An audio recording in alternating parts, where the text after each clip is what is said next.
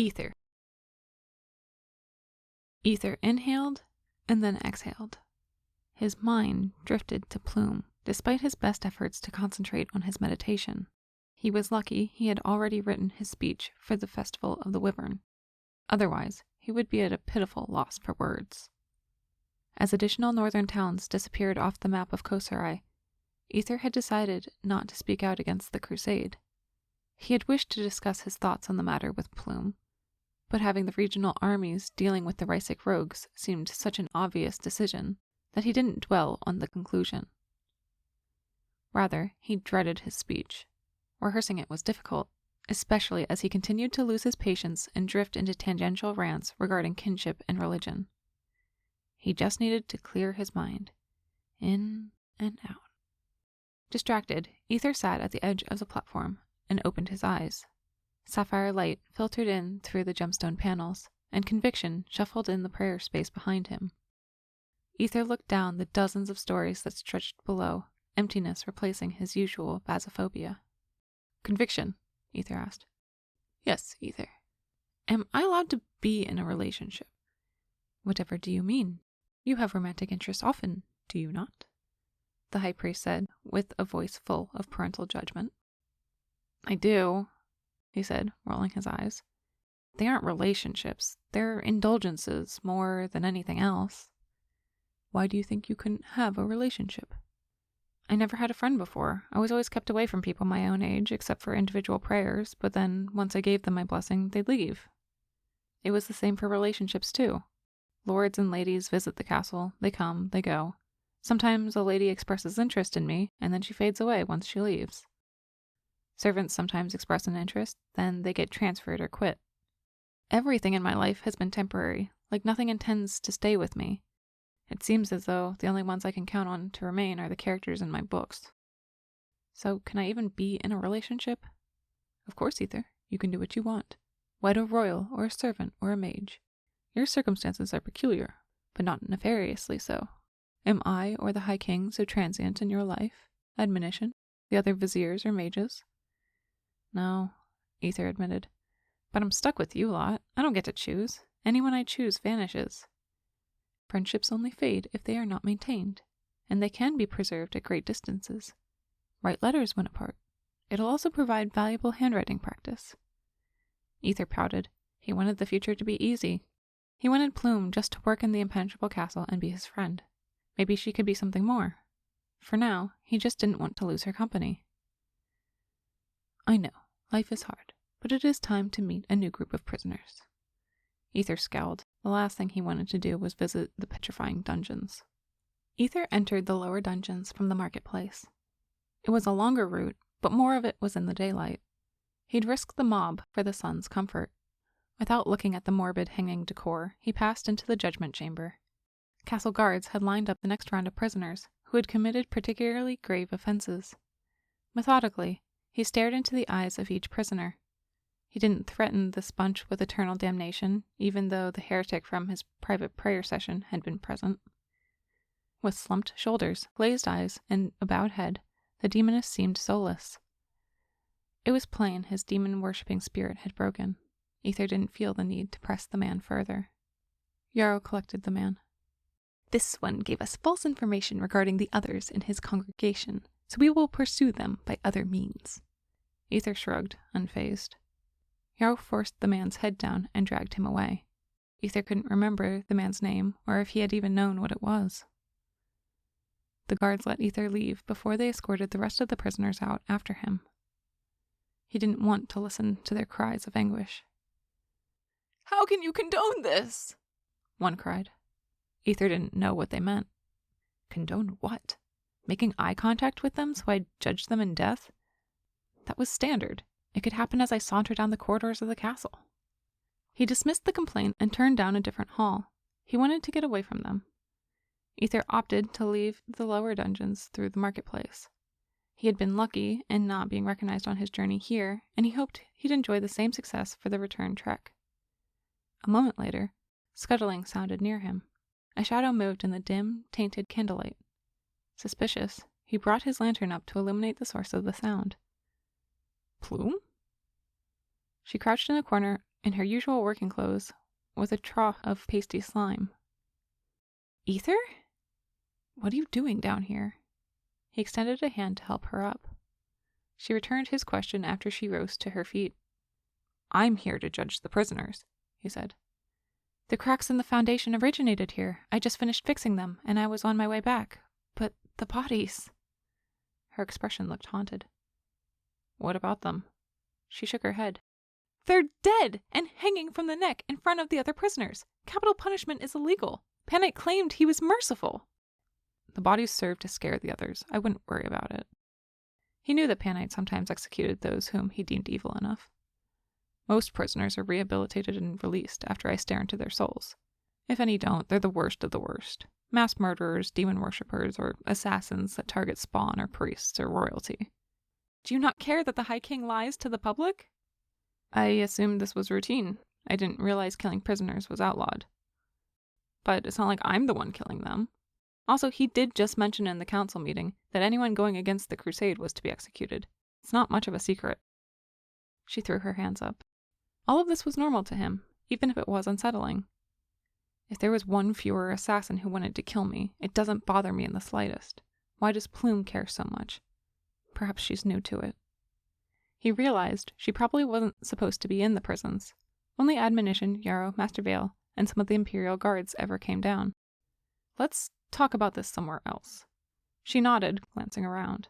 She paused for a moment, staring at him. What are you doing? I wanted to ensure you weren't an illusion. Bemused, he checked himself over. She shot him a dirty look and they left the lower dungeons together. I did just take your hand, didn't I? Are all illusions intangible? I don't know. I didn't think illusory magic existed anymore. It does. The prisoners in the upper cells aren't real. I used the magic from the tome to check. The entrance to the dungeons was also invisible to me until I lifted the illusion. That's weird. I've always seen the entrances, Ether said. Plume didn't respond. As they entered the marketplace behind the stall setup, she murmured, How cruel. I don't know what you mean. Looking at prisoners isn't going to hurt them. If it's not me judging them, it'll be whichever other spawn they've met. And if they haven't met any, then I'd be the one to judge them anyway. I don't mean for them. What then?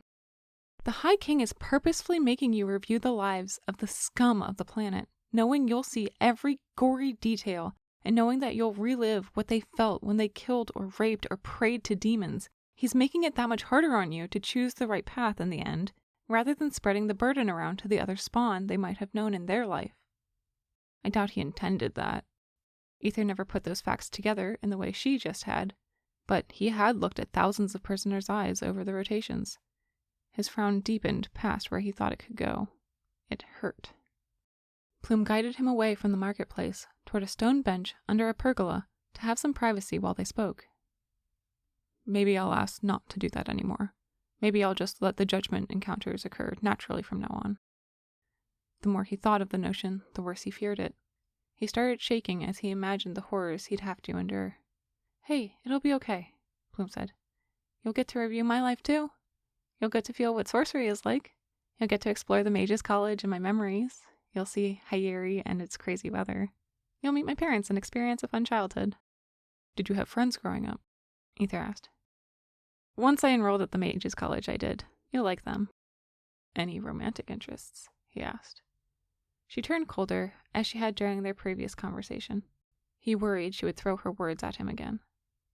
Some, she answered vaguely. Why? Because I am curious. Why are you curious? Because I am your friend. Can I say that? If not, that's too bad, because it's true. She didn't reply. I would be more than your friend if you would have me, but if you won't, then I will just be your friend, he offered. I would put in the effort to write to you while you are away and make sure you know I am supporting you while you are pursuing your aspirations. You don't have to decide now. I want time to think about it. His heart dropped, and he dreaded not being able to instantly hide in his room away from the whole world. In the castle grounds, he sat exposed next to Plume. He dreaded what his wings told her. Don't pout, she said. It puts a target on my back if I agree. It's not an easy decision. I hadn't thought about that. Okay, I'll leave you alone to decide. Maybe I'll curl up in a sauna and sweat myself to death rather than face her full rejection. She tugged on his white thobe sleeve. I don't want you to go. I haven't seen you in days. Can we just catch up? He nodded and sat back down, farther away than he normally would have. She told him everything, from her invention to her potential tome with Yarrow to the High King's conversation with her. Ether was proud of her, but he didn't say as much. He wasn't sure if she would find it off-putting. He could hardly tell what she found offensive. Ether had nearly nothing to reciprocate other than practicing his speech for the festival, which was an impending week away. He wanted to recount his attempts to learn the tome on his own, but he didn't want to sound incompetent. The only other topic he could discuss was the viewing of the prisoners. Instead, he focused on what she had told him. How will you find out why the homeless have forsaken the city? Perhaps I can stumble around the forest until I run into someone? I suppose I could come up with some excuse to travel with a merchant caravan outside the walls. Her gaze drifted back toward the marketplace. What would you have to sell? The defensive mages don't question people the way they're supposed to. I wouldn't need a cover story, Plume said.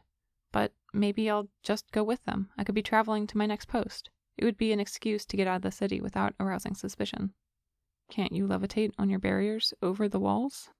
I could try, but I suspect the defensive mage's barriers form a dome around the city. That's how it was in the Thorn Castle. I need to think more about my approach, but I also need to practice for the upcoming audit. I need to astound High King Panite. Better yet, I need to impress Admonition. She rested her head against the back of the bench, gazing up at the clear sky through the painted wooden beams. Just short of supporting the castle single-handedly, I'm not sure that anything would impress Admonition. Plume rolled her eyes at the impossible feat. But Ether didn't want to dismiss the idea yet. It was an insane concept, but one that proved promising. What do Crockett and Gable do around the castle? Ether asked. Crockett supports the hinge point and internal structures of the High King's Tower. Gable maintains all the platforms and hanging staircases in the cathedral. I have an idea then, Ether offered. What's that? We can discuss it in the library. He offered her a hand up from the bench. Ether studied the spell tome with minimal input from Plume. Having taken his suggestions, she was toiling away, planning for the mage's audit with Panite's requested task. She scribbled ink onto parchment and papyrus alike, whatever cloth could procure from the transportation mage's supplies. When she sat back in thought, Ether took the opportunity to gain clarifying details. What does this mean? She leaned closer to read what he referenced. He had pointed to the holy word, Havasungyo. It means summer. What is summer? Before weather mages established climate barriers, the weather of each region shifted. Summer was a warm part of the rotation, and it is often what the weather mages purposely model their controlled barriers to resemble. Nothing different than what outside usually feels like? Ether asked. Correct. If you ever traveled outside the high weather mage's barrier, then you'd experience aspects of other seasons. Likely not, but if I already know what I need to understand the tome, then that is all right with me. He didn't feel the need to travel outside the castle walls or protective barriers. He was perfectly satisfied spending time with Plume at their table in the library. He stared at her for too long with a little smile.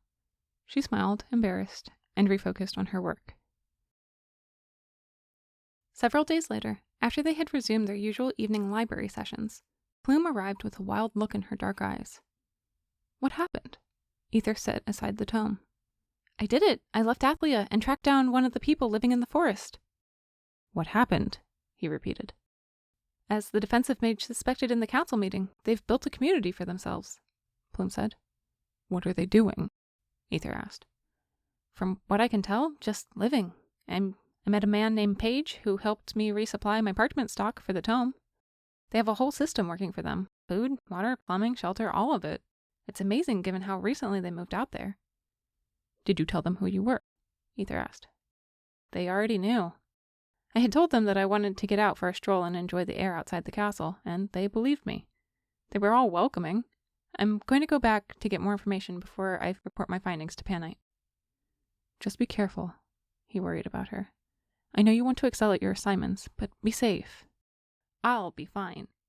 She twirled a flicker of fire around her fingertips to remind him of her sorcery. If they attack you for some reason. I learned a bit of defensive magic while I was at the college, and I can utilize architectural magic for defensive purposes. The platforms I used to walk into thin air double as shielding barriers. I feel better about that. The High King wouldn't send me if I couldn't handle it. If the villagers knew who she was, though. If we diligently work on the tome, you won't need my help after the festival. She left the unspoken words lingering between them. Because she might have to leave after the mage's audit. He grimaced at the thought. It will be fine, she said firmly.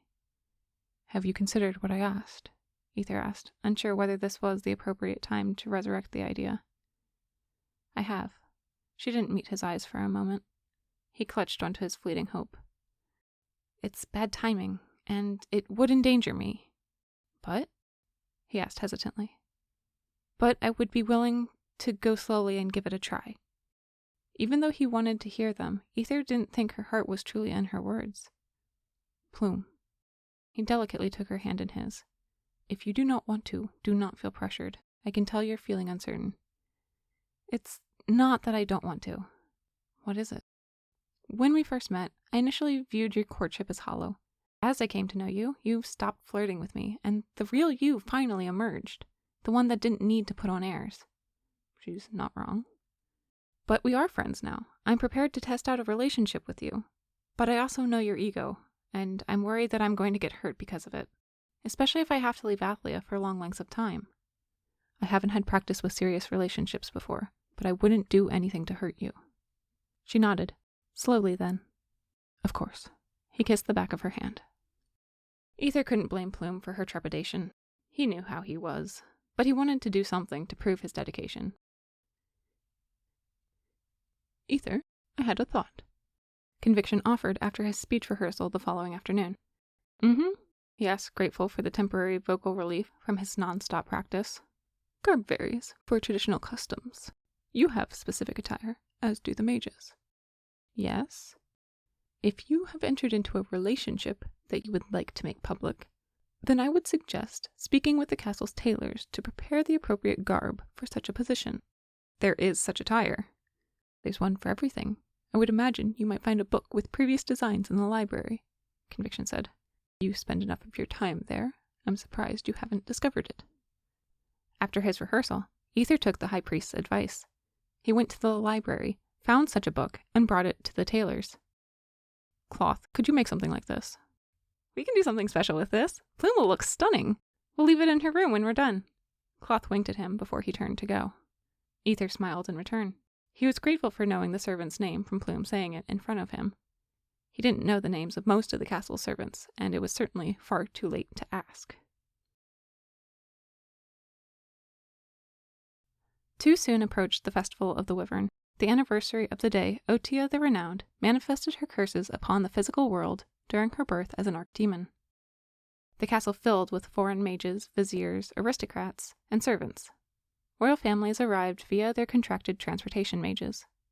Generally, the spouses and children appeared in the castle before the reigning monarchs to give the mages time to rest between transports, and so that the rulers might spend as little time away from their responsibilities as possible.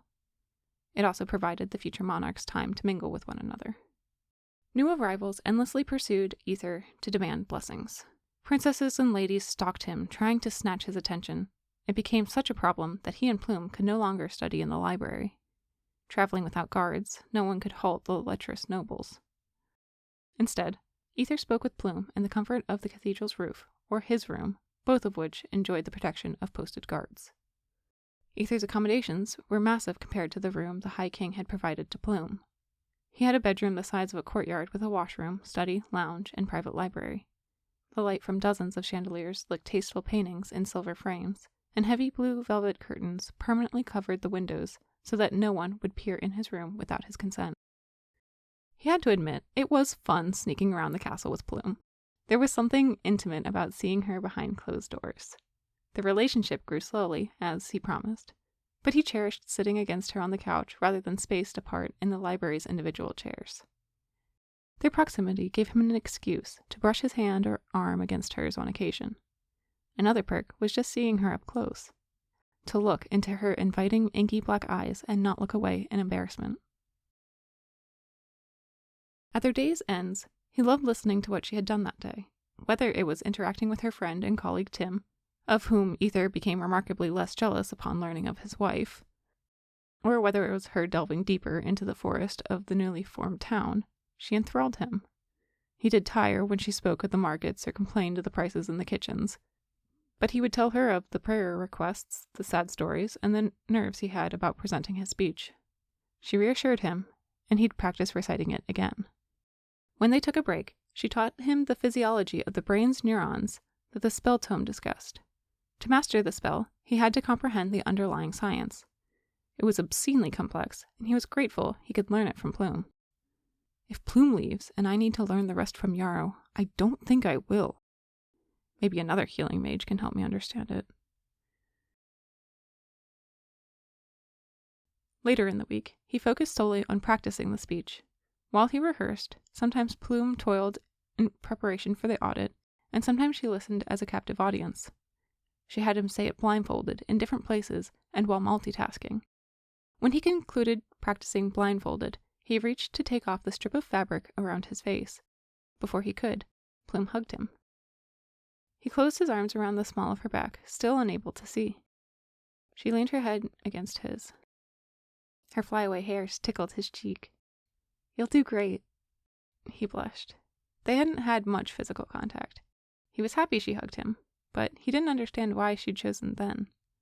Playfully, he peeked out from behind his blindfold. She shifted her mouth to the side as he took the fabric off. He placed a hand on her cheek, resting his fingers under her ear, playing with one of the curly strands that had escaped from her messy bun. Her face turned uncertain. He dropped his hand, not wanting to press on too soon. She caught his hand and squeezed it. Again.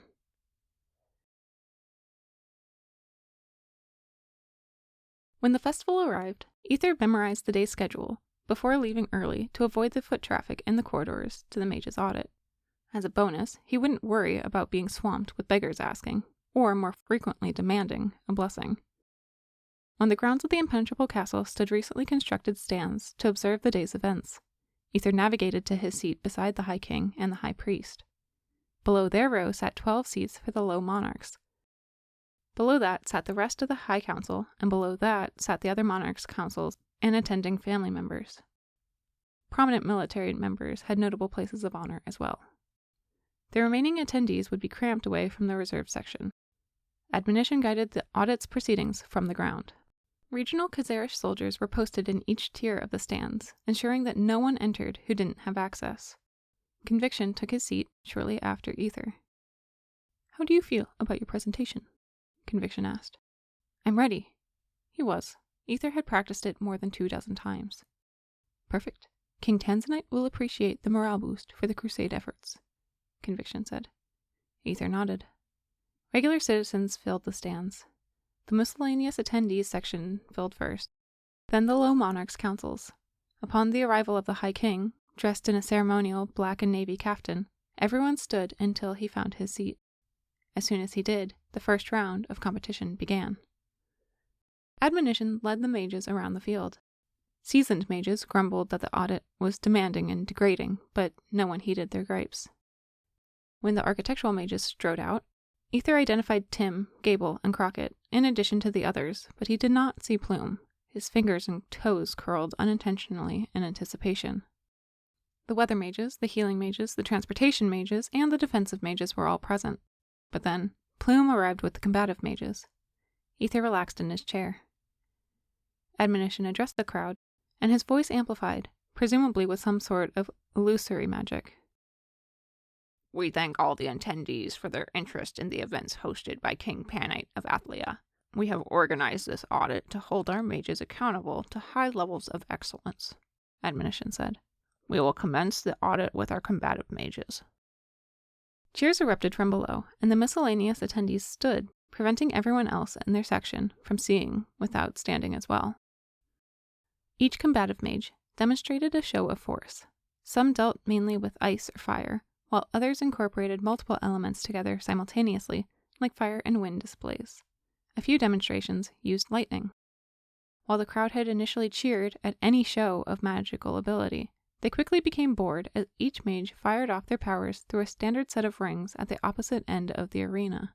While Ether hoped Plume would glance up to him, she instead studied the audience's reaction, She also looked to Panite, who watched dispassionately. Ether had to force himself not to feel too slighted, just because she was probably trying to improve her chances against her competitors. The mages exhausted themselves one by one until it was her turn. Plume ventured to the center of the arena, and she plucked a series of fireballs out of the air. She twirled them around her hand until she shot them around the open area, where they flew through the rings before returning to encircle her. The fiery circle grew into a dome. She had captured the audience's attention. The flaming dome congealed upwards into a pillar of magma headed for the sky.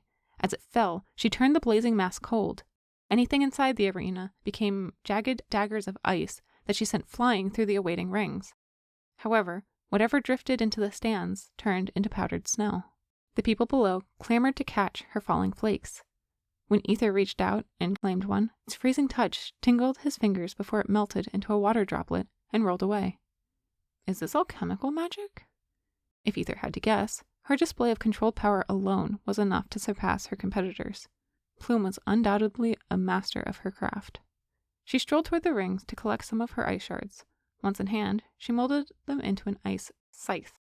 She pulled the rest of the shards toward her, swinging the scythe into them right before they were about to reach her. She shattered them all.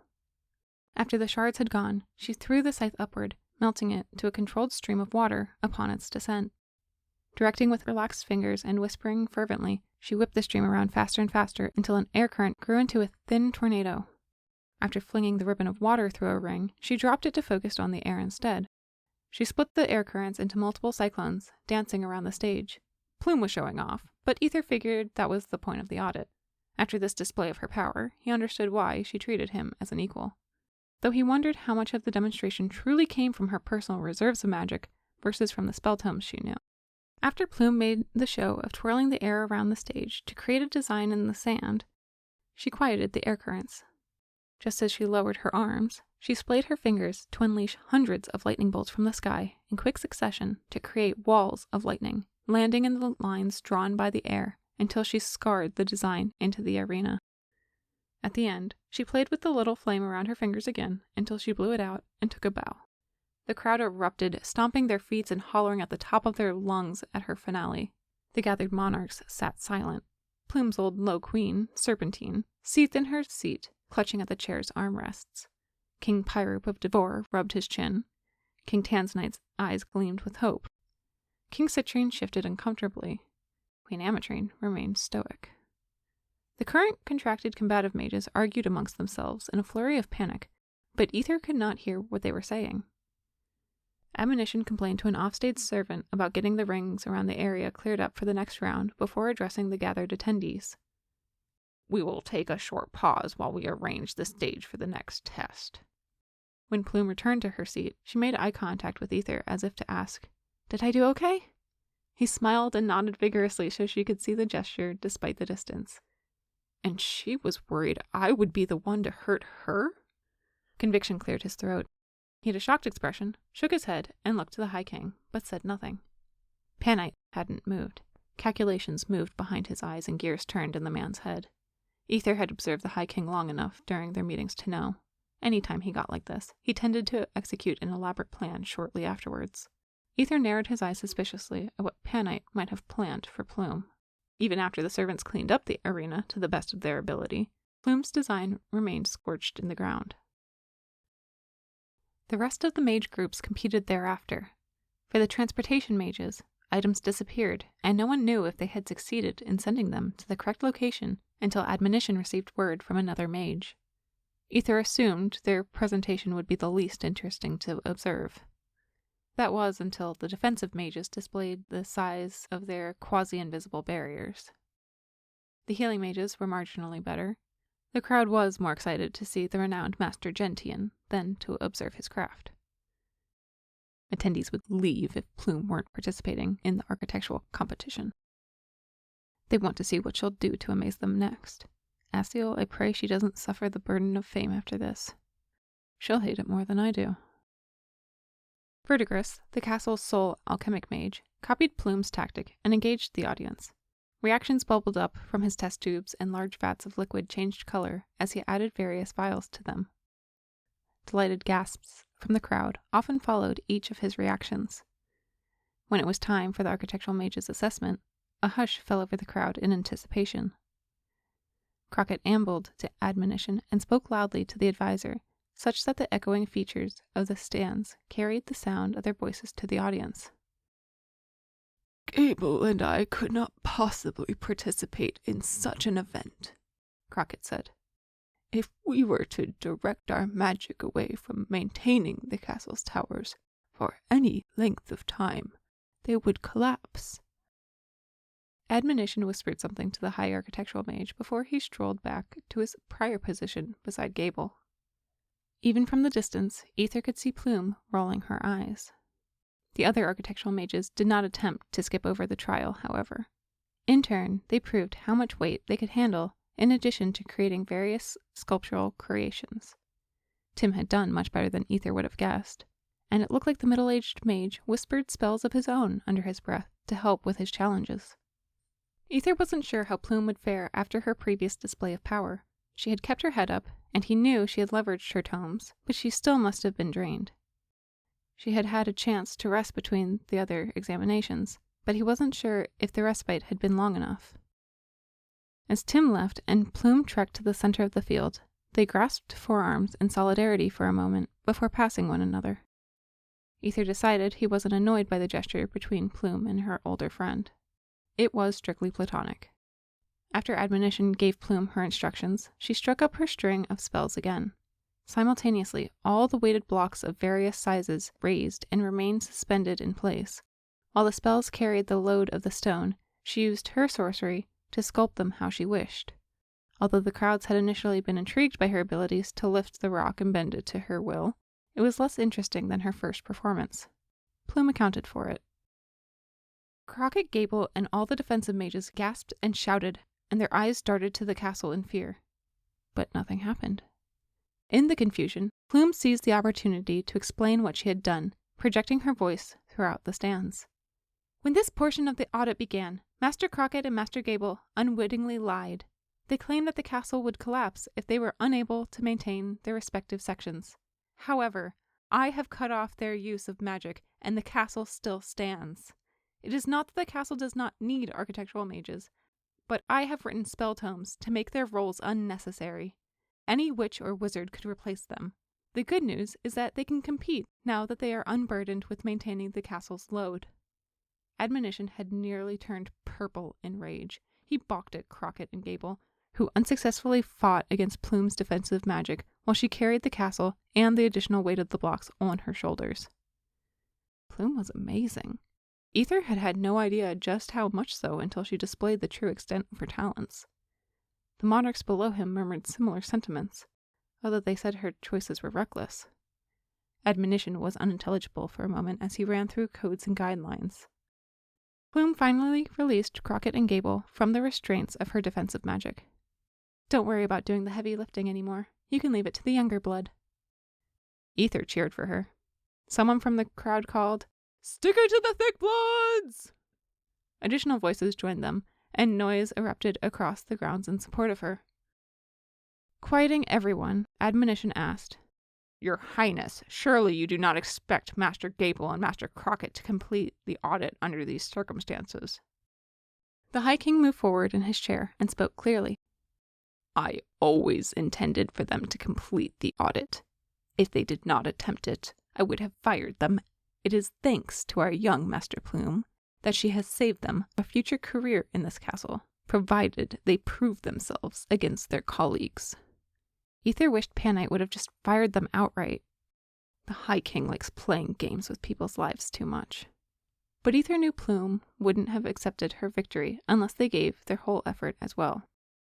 The dismayed expressions on the architectural mages' faces were a sight that Ether would not forget soon, and he knew Plume wouldn't either. Admonition gave the two men the same circumstances as the other mages. Neither did well. Crockett did worse. The audience laughed at their efforts, measly in comparison to Plume's. Ashamed and angered, Crockett left the field in the middle of his test. The conclusion of the audit marked the beginning of the banquet where Admonition would read the results. Panite would give any additional remarks regarding the state of the realm, and Ether would present his sermon. Panite and several low monarchs took longer arriving at the feast than anticipated. What were they discussing? Ether did a few breathing exercises to calm himself down during the luncheon. Queen Amatrine from Ikasu spoke to Ether while they ate. Has Celestine attended this rotation? He asked. Of all the royals, Princess Celestine was the purest among them, and he had never dreaded her company. Although he didn't know her well, he believed he would have enjoyed befriending her. No. She's been traveling with the Crusade party since the conclusion of the Festival of the Peacock. They've experienced minor delays in their travels, and she did not arrive in time to celebrate. A shame she's missing it. It's odd for the princess to forsake attending the festival. She was always a stickler for customs, especially religious ones. Perhaps her absence speaks to her passion for the crusade. Indeed, I have brought my second daughter, Princess Canite, instead, and I believe she is enjoying the festival thus far. I'm happy to hear that. I will pass the compliment on to admonition, Ether said pleasantly. He could not care less. Entertaining royals and nobles was just another tedious task he had been trained to perform. Ether wished to deliver his speech just to escape from it. How did the Festival of the Peacock proceed? Delightfully. The Crusade party joined the celebration. I'm sure they required the morale boost after their trek through the unprotected regions of Vetron. Does she recognize the meaningless nonsense coming from my mouth? I have no idea what the Crusade needs. I don't know what the Vetronese regions are like. I'm just parroting rumors I've been told. That was precisely why we postponed the celebration, Queen Amatrine said. Did you? The idea amused him. Yes, it was Celestine's idea. You've done a great service for the Crusade. I thank you, Your Majesty, for both the morale boost and the troops your kingdom has volunteered for the cause. Again, more uselessness. I can't wait for this to be over to end the pleasantries. She nodded gracefully. The rest of the royalty filtered into the feast hall. Low King Tanzanite looked to Ether with a pleading look. Ether assumed the Sovani royal was imploring him to request aid to assist the king's pitiful numbers on the front lines. Once time to deliver his speech, Ether still hadn't located Plume to congratulate her before viziers ushered him to the raised platform at one end of the feasting hall. He solely wanted to move on to the better part of the festival. He didn't particularly care if Plume missed his speech. She had heard it more than she probably cared to anyway. Admonition spoke first. His voice amplified, not just for the feast hall to hear, but for the citizens outside of the castle as well. While Admonition presented the results of one of the other mage categories, Plume entered the hall, dressed in the unique garb Ether had chosen for her, rather than her emerald mage's robes. Ether smiled atop the platform when he saw her honorary attire. Heads turned their attention to her. Unflustered, she found a seat. Admonition's tone adopted displeasure as he read the results from a long parchment scroll. When it came time for the combative mage's rankings, the hall stilled. Master Ember will retain her position as the castle's combative mage of the grounds. Master Glaze will take up the castle's eastern front. Master Gale will have the northern. Master Tureen will command the castle's southern wall. Admonition paused. I bet he's reluctant to read the rest. Ether held his breath in anticipation, and the hall silenced. Serving as High Combative Mage will be Master Plume. If she rejects the position or is unable to fulfill it, then Master Tureen will return to her previous position, and Master Zephyr will have the option to reinstate his contract. Despite the thick granite walls of the castle, cheers erupted from outside and within the feasting hall. A polite round of applause accompanied the roar. A man dressed in a black robe stormed out of the hall. He wasn't the only one to take the results poorly. Yarrow scowled too. What an ox turd. Plume speaks well enough of him during our lessons. Would it kill him to pretend to be happy for her? I'd love to damn him if it wouldn't mean damning her too. Ether looked to Plume. He could have sworn, if she were a spawn, her wings would be pure, holy light. She had never seemed more pleased with herself than she did at that moment. He exchanged the smile with her. He was elated. She would have her ideal career, and they wouldn't have to separate for it. It didn't matter how the rest of the results turned out. He could relax. Ether turned back to Admonition's announcement, halfway through the Healing Mage's results. Master Yarrow will continue serving as General Surgeon to Athlea's inhabitants and Overseer of Coserai's prisoners' welfare. Master Gentian will retain his post as High Healing Mage, ensuring the well-being of the High King's court, the High King's family, and the High King himself. Polite applause followed. Yarrow had rested his mouth on his hands to cover his expression. I bet he's sulking. This was his chance to overtake Master Gentian, and he failed. As for the architectural mages, the spare noise quieted again. Master Niche will support all structures below the impenetrable castle. Master Archivol is responsible for all military-related and residential grounds and structures. Master Linsel will care for all recreational, administrative, and miscellaneous areas. The position of High Architectural Mage will go to Master Tympanum to support the High King's Tower and the Cathedral of the Renowned. He will aid the other areas as necessary, or as openings occur. Everyone looked around, surprised that Plume hadn't swept the High Architectural Mage position for herself as well, or any of the Architectural Mage positions. A single noble toward the back of the hall clapped, initiating a small round of applause. Plume and Tim grasped each other's arms in congratulations, smiling widely. She leaned over to whisper something to him, and he nodded dramatically. Admonition continued. During the Architectural Mage audit, Master Plume recklessly endangered the life of untold numbers of Coserai citizens when she severed Master Crockett and Master Gable's magic supporting the castle's most precious structures. As a result, disciplinary action is to be taken. With a twisted smile, the High Vizier glowered at Plume triumphantly. She kept her head held high and showed no signs of concern. Damn it! All Ether felt was concern. He wanted to interrupt, to advocate for her intentions and capabilities. Master Plume will be subject to probation. For the time being, Master Tureen will return to her post as the High Combative Mage. In the intermediary time frame, Master Plume will be sent to Sovane to aid in the crusade efforts, traveling with the upcoming crusade party. If she can prove to D1 that she has developed an understanding and an appreciation for the sanctity of the lives of our citizens, then she will be allowed to return to her post here in the impenetrable castle. Ether fumed. Of course, it was too good to be true. Why did I ever think the castle leadership would permit me to have any lasting or meaningful relationships? Why did I ever believe Plume could stay in Athlia? She only nodded, accepting her military conscription. Her eyes never left Panite's. Tim looked at her with pity. She dismissed Tim's empathy, but then her attention flicked to Ether. Her attention, and all the other sorcerers. Some were pointing at him. Others whispered in dismay. All had fear in their eyes. Ether quickly checked his enraged feelings. What monstrosities clawed out of my back? What will they think of me for it? What does Plume think of me after seeing my wings just now? As he wrestled with calming himself, he clenched his fingers into an interlocking pattern behind his back to prevent them from fidgeting in front of the crowd. Ether wanted to tell Plume he could appeal to Panite on her behalf.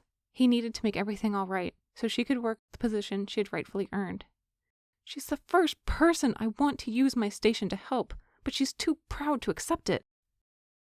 Despite his best efforts, he still shook. He guided himself through a meditation technique, and soon the wary gazes drifted away from him. The High King redirected everyone's attention as he took up the podium. Welcome to my home. I hope you enjoyed the mage's audit this morning. I had told Admonition previously that it is essential to remind everyone that those contracted by the crown serve the realm. This was a way to introduce humility to those who have long abused the powers of their offices. I encourage my fellow monarchs to conduct internal audits for their staff to prevent leeches from sucking the gem from our kingdom's vaults.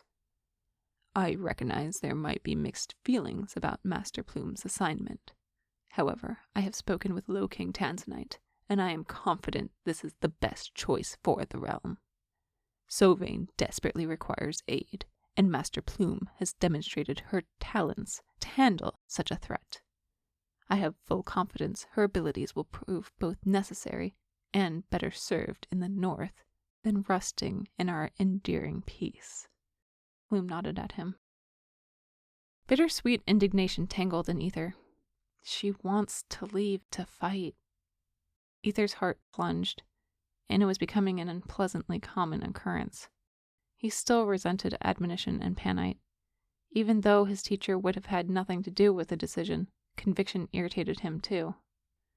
Some of the mages returned their gazes to Ether, and he focused on his breathing.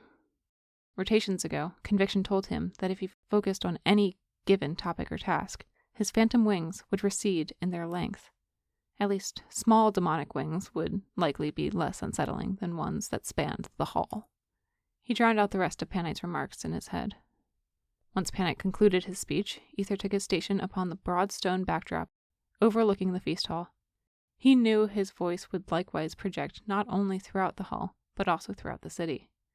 He needed to make his words count. He needed to get himself together so he didn't slip again and send everyone in attendance fleeing for their lives. Brothers and sisters, he began the same way he had practiced dozens and dozens of times. If he could recite the prescribed words, he could resolve everything else later. He dared a glance to Plume, and the uncertainty that had previously crossed her face had vanished. All that remained was an encouraging smile. We are united in name, in state, in blood, and in our blessed faith of angelism. We have gathered today to remember the day Otia was born an archdemon.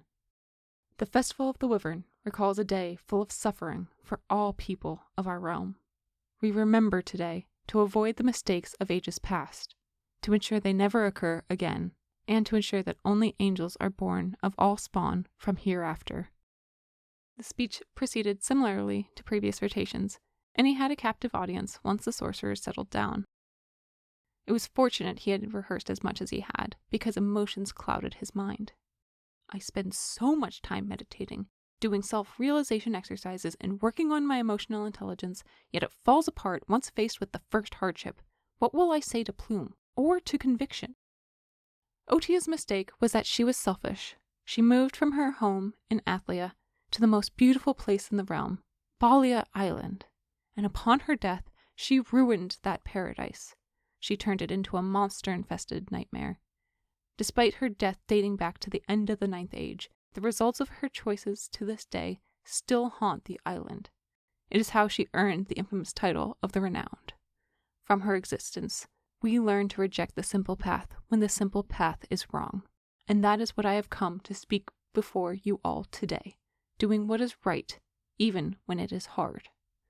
My family, challenging times face our realm. We bicker amongst ourselves over petty, trivial matters when rogues terrorize our cousins in the north. Monstrous, brutal infidels have seized our most holiest of lands, Asiel's birthplace of Fagori. The fiendish, faithless Rhysagli have enslaved our Sovani brethren, spilled their pure, pious blood, and attacked holy spawn. I implore every capable man and woman to take up arms against the savages. Ether paused. I have a choice now to leverage my position. Just like Plume had predicted, the opportunity has arrived. I can continue my speech as planned, which would be easy, or I can say what I want, which would be hard. He veered from his script. Just before my speech, I spoke with Queen Amatrine. She told me how Princess Celestine traveled with the crusade party to increase their morale and to understand their plight. As a show of good faith, I will also make the journey to our holy land and encourage courageous hearts to blaze forth on the battlefield and aid in the cause. Gasps echoed throughout the hall. Plume did not react to his declaration, but she did not take her eyes off him. Ether's intense fury had bubbled into pure excitement. He had found a tactic on how to follow Plume to the Sovani battlelands. "It's too dangerous!" a boisterous man called out from below. "If not me, then who? Will you go?" Ether gestured to the animated man. "I hope we both do. I'd love to see every member of this realm stand in solidarity, defending our precious faith. How it would please me to see every kingdom's barracks overflowing with newly enlisted soldiers in anticipation of fighting. Let the lessons of our ancestors guide us in our decisions for this noble feat. Let us not act selfishly like Otia and doom a divine sanctuary. We shall not let this holy land come to the same perilous ruin as Balia.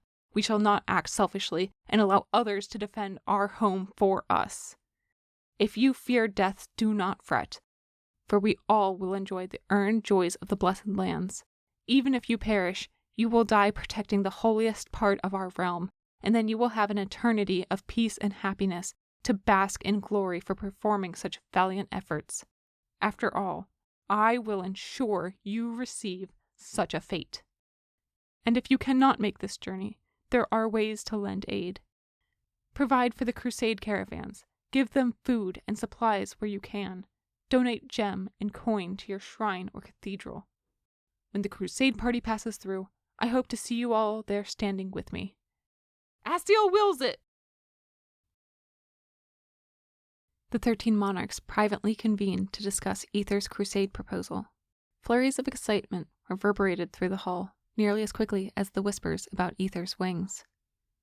To entertain the remaining honored guests, Admonition directed the lower viziers to parade a series of rare species for Aether to choose from.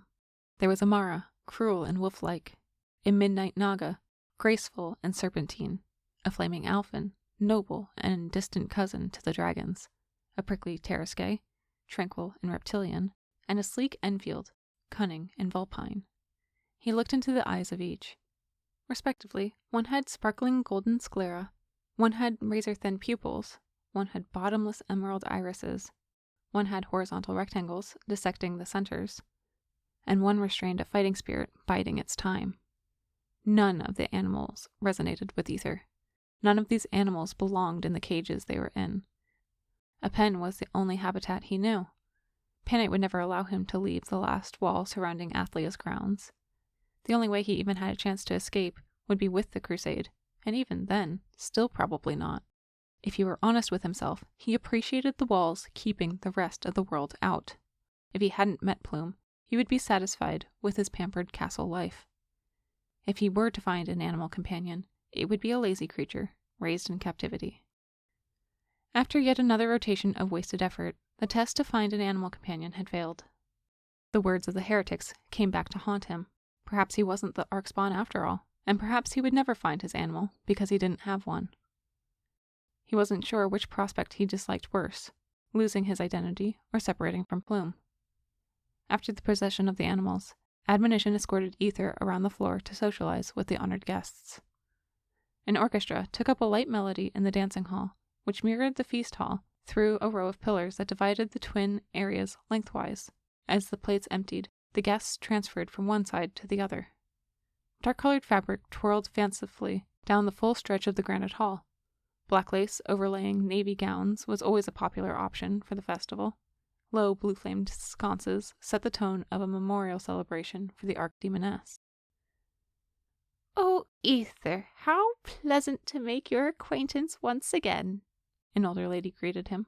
He couldn't remember which region she was from, let alone her name. "I hope you're keeping in good health." "I am. Blessings be upon you and your family," Aether said before being ushered on to the next person. The older woman became flustered and turned to a nearby man, presumably her husband. "Did you hear that? Aether blessed us." Aether would have rolled his eyes if he weren't on public display. People were so easily affected by his every word. It was abhorrent. But he would put on the show to do his part in keeping the realm united. "Aether, you've grown so much," another stranger greeted.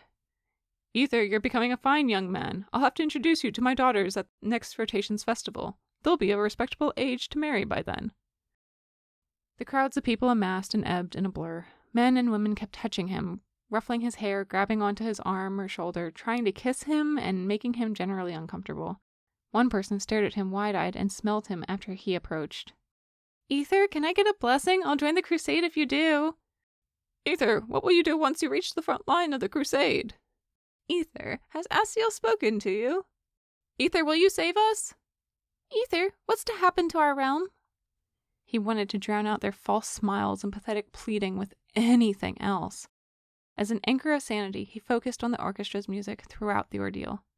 "Aether, bless my son to cure him of his ailment. Aether, bless my city. Aether, save my city. Aether, deliver us." He just wanted to get away from it. He hoped Plume wasn't too bored waiting for him. When a fast-paced group dance filled the hall, Aether was pulled in. He retreated from the grasping hands, reaching to yank at his clothes and to draw him to them. Admonition stepped in to warn the nobles and royals not to overstep their bounds. For once, Aether was grateful to Admonition. "Most mobs are no more intelligent than frantic hordes of cackling crows. It's disheartening to see our peers behaving like peasants," Admonition sneered. Aether looked at the man, who he had viewed as pitifully as the rest of them. Admonition is blind to his own existence. Hey, another young female voice said. My mom told me I should talk to you. Ether assumed it was another lady trying to secure a date. I'm Princess Canite, Queen Amatrine's second daughter. Her scowl lessened a moment after he turned to face her. I'd wager I'm as miserable as you are. Relief flooded over Ether. Finally, someone who wasn't groveling at his feet. The Ikazuish royal family was growing on him. I would ask you a question from my standard list, but I doubt you'd care to answer any of them. I'm Ether. She looked at him, obviously. He realized his folly. If your mother told you to talk to me, then you knew that. She bobbed her head in a diagonal motion that wasn't either a nod or a shake of the head. First time in Athlia? He asked. First time out of Ikazu. How have you found it? Food's worse. Fashion's better. A worthy trade-off? Depends how stale the food is or how lovely the women look. Think, Asiel. Yes, I'll be rather fond of Princess Canite. Before you're pulled away to the next royal, Canite said, risking a wary glance toward admonition. Did you offer to join the crusade because of my sister? Her actions inspired me. That seems to occur frequently now, she grumbled. What do you mean? Everything Ether had known about Celestine's choices were thoughtfully well meant. Perhaps Canite is jealous of her sister and prone to spreading rumors? I do not think she has noble intentions in this particular endeavor. Ether cocked a brow. She's following a mage she's infatuated with, the princess said. Ether flushed, unaware he could feel such mortification. What would Canite think of me, then, for doing the same? She must not have heard the rumors of Plume and me to relay such gossip to my face. Or if she had known, that might be her exact reason to bring up the allegory. He gave a neutral response, saying, perhaps multiple motivations guided her path. Canite scrutinized him. What are her judgments? I only must wait until we die to find out. Ether, good man! Estok, the impenetrable castle's master of arms, interjected. Estok patted him on the back. Canite took her leave at the burly man's entrance. Through a mouth shrouded in overgrown hair, Estok said, If you'd like a few lessons on self-defense before you leave, stop by the armory and I'll show you a few forms. Ether smiled. Thank you, Estok. I'll take you up on that. I live to serve, he said before taking his leave. Princess Canite had meandered to the grouping of firstborn princes and princesses. Specifically, the insincerely pious Prince Euclase from Samet unsuccessfully flirted with her, and Ether enjoyed the prince's rejection. A tap on Ether's back swiveled his attention. He was so sick of random people touching him, he nearly barked at the finger's owner. But it was Plume. Can I steal you for a dance? This song is my favorite. Without pause, he accepted. And speaking of my favorites, she said as she led him away from the socializing nobles, I have something for you. They took up the dance. Ether enjoyed the feeling of holding her close. What would that be? A copy of the Dimension Hoppers adventures I told you about when we first met. Scout, you remembered. She smiled because he had. I'll start on it as soon as we complete the spell tome. Ether, Plume says hesitantly, do you believe the High King will allow you to participate in the crusade? If you're going, I'm going. But I can protect myself. Estok offered to teach me swordplay. At most, the crusade party will reach Coserai's doorstep in another couple turns of the moons. That's not enough time to learn how to hold a sword, let alone do anything with it. I don't have to go to the front lines. I can travel around the realm, just like that Harrow fellow, spreading the word and acting as an advocate, Ether said. Just like the Crusade's priests. If we are unable to continue the tome lessons, for any reason, Scout can remind you of me, and will provide you plenty of entertainment. I look forward to reading it, he said, not wanting to consider her underlying meaning further. So, All My Love is your favorite song? It is. And yours? Oh, Here Comes the King. Ether twirled her around. It's a realistic portrayal of a court. I'll take your word. This is the first court I've been a part of, and it doesn't feel as raunchy as that. There's plenty of drama within these walls. Drama? Plume asked. Don't tell a soul, but the Archspawn has become involved with the High Combative Mage, Ether said.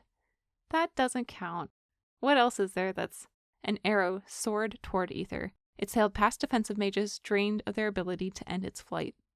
In horror, Ether watched the projectile incoming toward his head. His arm went rigid around Plume, and rather than trying to do something useful like duck or run, his eyes merely widened as they trailed the weapon's path. He assumed he'd have perhaps another heartbeat or two left to live. Just before Ether's forehead, the wooden shaft splintered against seemingly nothing midair. The arrowhead pinged when the metal tip hit the stone floor. It took a moment for Ether to realize what must have happened. It wasn't until he saw the serious look on Plume's face that he pieced together that she must have conjured the barrier that spared him from death. He couldn't understand how she reacted so quickly. Her back was turned to the archer. She wouldn't have been able to see the fired shot. Plume pulled away from Ether to assess the situation. Cries echoed around the hall as crowds struggled to learn what had just occurred. Ether studied the crowd in an attempt to seek out the assassin and to watch for additional arrows. However, the next assault was not aerial. The ground at his feet started to deteriorate away. Yet Plume must have encased them both in a protective barrier, for when the stone fully crumbled away beneath them, they did not fall. With fury plastered in her snarl, Plume scanned the crowd, her eyes locked with a woman who lifted her hands off the floor and slowly rose to stand. The woman who had ruined the newly restabilized castle and had tried to murder the Archspawn. Ether didn't know whether to follow Plume or not, as she tracked the dark warlass through the crowd of nobles.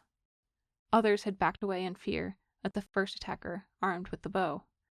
Guards moved in, but not before a second shot fired at Ether, who had an open line of sight due to the parting royals. But Plume's barrier still held, and the bolt clattered to the floor beside its twin.